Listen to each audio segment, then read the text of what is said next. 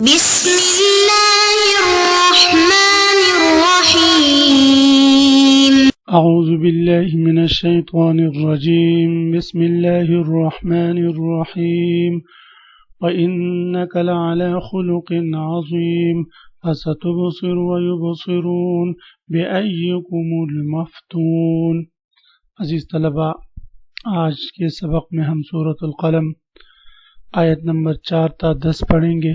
سب سے پہلے ہم ان آیات کریمہ کے لغوی، صرفی اور ترکیبی حیثیت جانتے ہیں۔ اس کے بعد پھر لغوی ترجمہ، پھر محاورہ ترجمہ اور مختصر تفسیر ہم پڑھیں گے۔ عزیز طلبہ، ترکیب پر غور فرمائیں۔ وَإِنَّكَ لَعَلَى خُلُقٍ عَظِيمٍ، ان حرف حرف مشبہ بالفعل ہے، کاف ضمیر اس کے لیے اسم ہے۔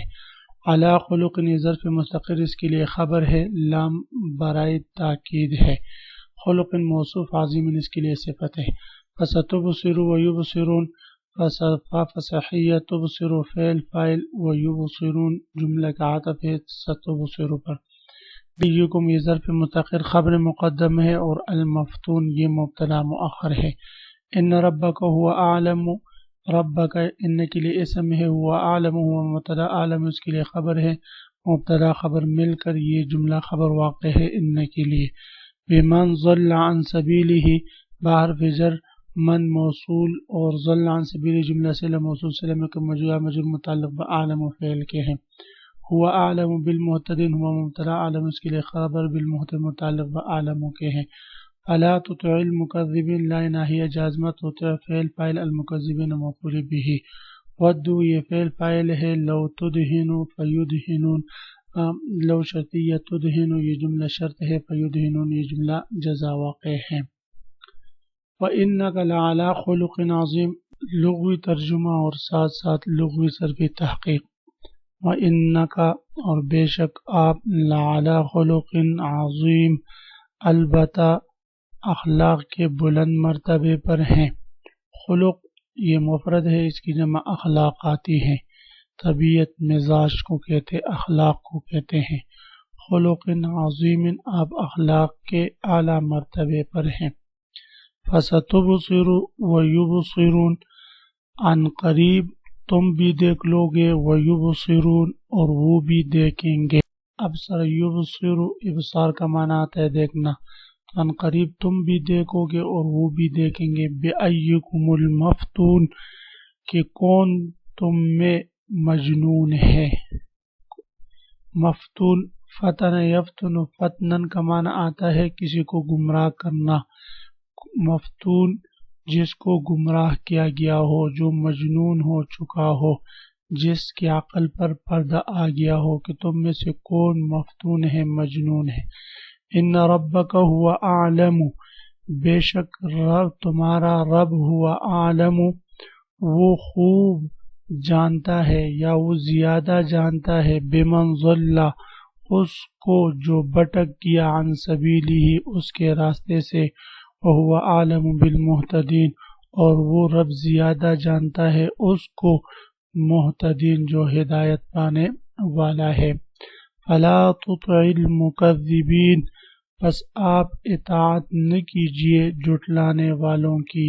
ودوا لو تدہن فیدہنون، وہ چاہتے ہیں، ود یا ود ودن و ودادن کا معنی ہے چاہنا، محبت کرنا، کسی چیز کا گرویدہ ہو جانا۔ وہ چاہتے ہیں، ان کی دلی چاہت ہے، لو تدہنو کہ کاش تم بھی سستی دکھاؤ، فیدہنون تو وہ بھی سستی کریں۔ ادہن یدہن، ادہان کا معنی آتا ہے مداہنت کرنا، ڈھیلا ہو جانا، کام میں سستی کرنا، کام کے تیزی کو جو ہے آہستہ کرنا۔ تو وہ چاہتے ہیں کہ تم نرمی دکھاؤ، فیدہنون تو وہ بھی نرمی دکھائیں۔ وَإِنَّكَ لَعَلَى خُلُقٍ عَظِيمٍ سے اللہ رب العزت آپ صلی اللہ علیہ وسلم کے اخلاقی کریمانہ کے بارے میں بتا رہے ہیں کہ آپ صلی اللہ علیہ وسلم اخلاق کے اعلیٰ مرتبے پر تھے، اخلاق کے بلند مرتبے پر تھے۔ یعنی اللہ تعالیٰ نے جن اعلیٰ اخلاق پر آپ کو پیدا فرمایا کیا وہ دیوانوں میں ان اخلاق کا تصور کیا جا سکتا ہے؟ ایک دیوانے کے اقوال و افعال میں قطعاً نظم و ترتیب نہیں ہوتی، اس کا کلام اس کے کاموں پر منطبق نہیں ہوتا، برخلاف اس کے کہ آپ کی زبان قرآن ہے اور آپ کے اعمال و اخلاق قرآن کی خاموش تفسیر ہے۔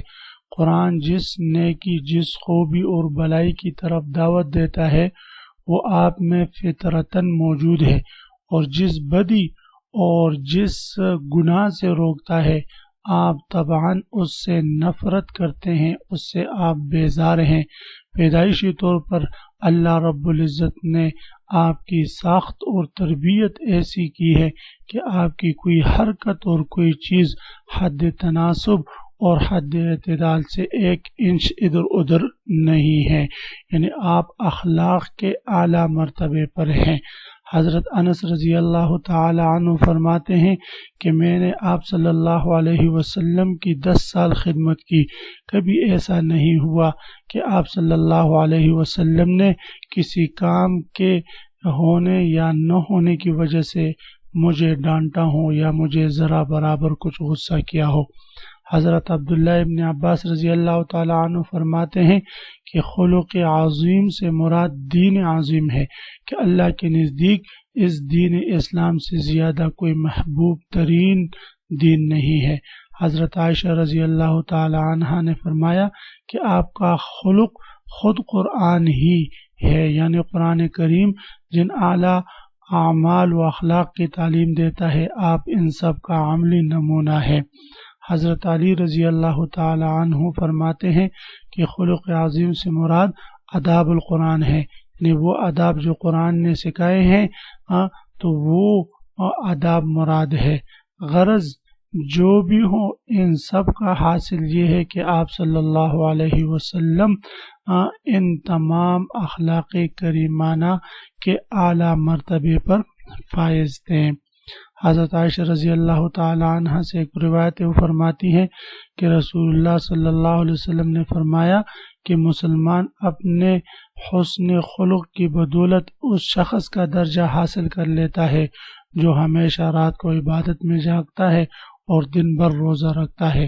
حضرت معاذ رضی اللہ تعالی عنہ جب یمن کی طرف عامل بنا کر ان کو بھیج رہے تھے صلی اللہ علیہ وسلم، تو ان کو آپ نے فرمایا یا معاذ احسن خلقک للناس، کہ آپ اپنے اخلاق لوگوں کے لیے اچھے کر دیں، اور اپنے اخلاق لوگوں کے لیے کیا کر دیں بھائی، اچھے کر دیں۔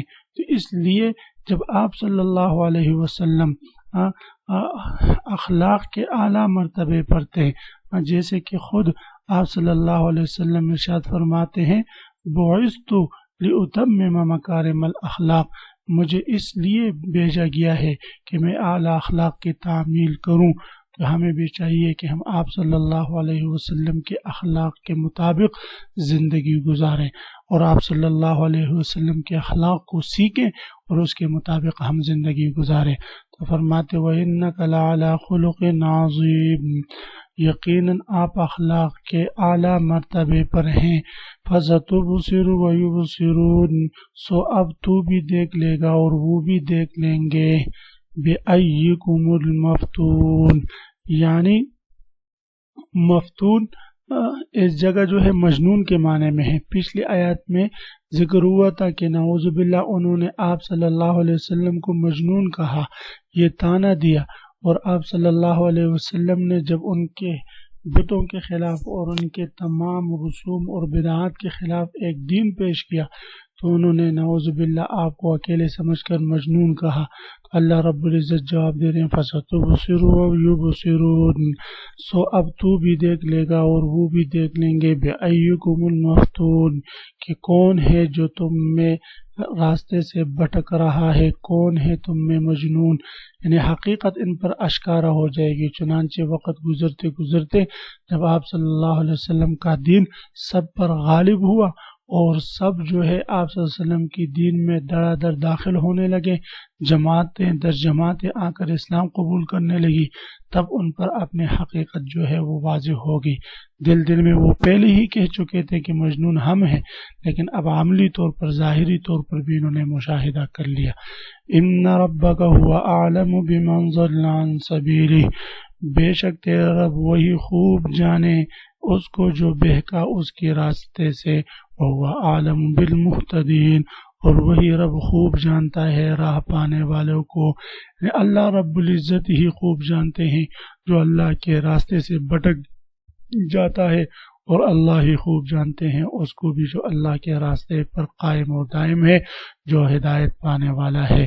فلا تطع المکذبین، سو تو کہنا مت مان جھٹلانے والوں کی، یعنی جھٹلانے والوں کی تو کہاں نہ مان۔ جھٹلانے والے کون تھے؟ کافر تھے، مشرکین تھے۔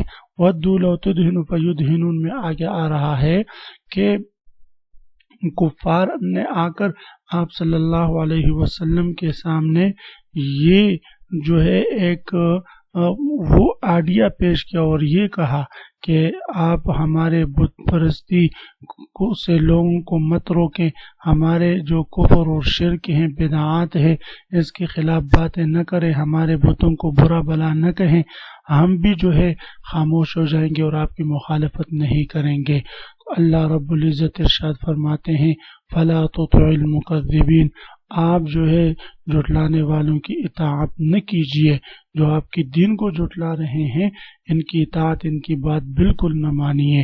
اس آیات کریمہ سے معلوم ہوا کہ کفار و فجار کے ساتھ یہ سودا کر لینا کہ ہم تمہیں کچھ نہیں کہتے، تم ہمیں کچھ نہ کہو، یہ مداہنت فی الدین ہے اور یہ حرام ہے، یعنی بلا کسی اضطرار اور مجبوری کے ایسا معاہدہ کرنا ہرگز درست نہیں۔